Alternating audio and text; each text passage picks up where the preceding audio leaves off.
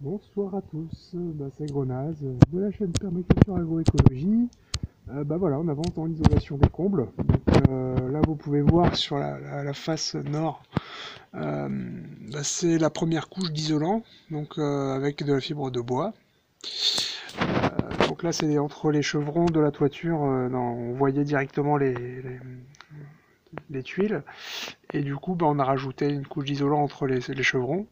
On a rajouté une seconde couche d'isolant, donc là, dans l'autre sens, horizontalement, par-dessus cette première couche. Et enfin, donc, du coup, pour avoir 24 cm de fibre de bois et avoir un R égal à 7, qui est une norme plus que raisonnable, voilà, donc du coup, on a rajouté une troisième couche. Donc la troisième couche, elle est verticale comme la première, sauf que, au lieu d'être entre les chevrons, on a mis de la taille des plaques directement. Ce qui accélère quand même la pose, puisque il n'y a pas besoin de faire de découpe sur les plaques. Voilà, voilà. Donc du coup, comme ça, on a nos trois couches. Par-dessus ça, on va mettre un pare-vapeur.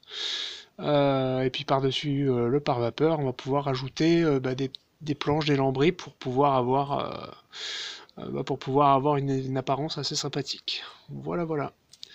Allez, je vous fais un petit clin d'œil sur notre superbe installation en palette sur les traverses du plafond qu'il y avait.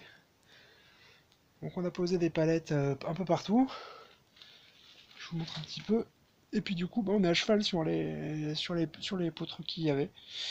Donc du coup, ça permet de... Faut faire un peu attention parce qu'il y a certains points qui sont un petit peu des points de bascule.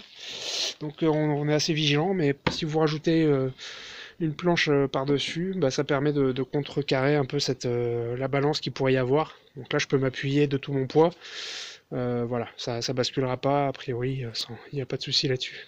Voilà, voilà, écoutez, c'était pour faire un petit point de situation sur l'isolation et où nous en sommes.